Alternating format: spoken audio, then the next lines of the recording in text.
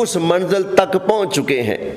یہ یہودیوں سے دوستی کو گویا فرض سمجھتے ہیں، اور یہودیوں کے خلاف اٹھنے والے مسلمانوں کو مارنا بھی شاید یہ اپنا فرض سمجھتے ہیں۔ حالانکہ حکم تو یہ تھا مسلمانوں سے محبت سے پیش آؤ، یہودیوں سے سختی سے پیش آؤ۔ یہ یہودیوں کو سلوٹ مارنے والے ہیں، مسلمانوں کا قتل عام کرنے والے ہیں۔ تو ہمارے بھولے بالے مسلمان جو دیکھا دیکھی ووٹ ان کو دیا تھا، پرچی ان کو دی تھی، سپورٹ ان کی تھی، تو آج اس ظلم کے اندر بھی ان کی بولی میں اپنی ہاں میں ہاں ملاتے نظر آتے ہیں۔ تو ہمارا فرض بنتا ہے ہم رسول اللہ کی امت کو سیدھا راہ بتائیں،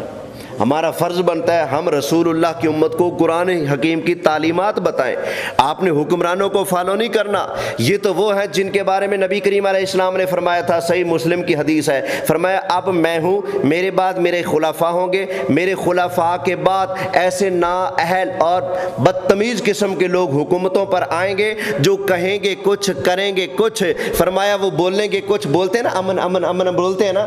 فرمایا وہ کریں گے کچھ اور بولیں گے کچھ، جو بولیں گے وہ کریں گے نہیں، جو کریں گے وہ بولیں گے نہیں۔ یہ انہوں نے جو کچھ کیا ہے وہ بولتے ہیں آ کر عوام کے سامنے بڑے معصوم اور بڑے فلاسفر بن کر ہمدردیاں جتا رہے ہوتے ہیں۔ جی اب تو کہتے ہیں جی جن مولویوں کا ہم نے مارے ان کو ہم تنخواہیں بھی دیں گے، سبحان اللہ، تو ادھی تنخواہ نسی ٹھڈے تے رکھنے ہاں یہو جی تنخواہوں سے ہم ایسے ہی بہتر۔ انہوں نے پھر اپنے مطلب کی باتیں نکلوانی ہیں تنخواہیں دے کر، انہوں نے پھر اپنے مطلب کی تقریریں کروانی ہیں، انہوں نے اپنے مطلب کا دین بیان کروانا ہے، کیونکہ یہ جو ہوتے ہیں نا حکومتی لوگ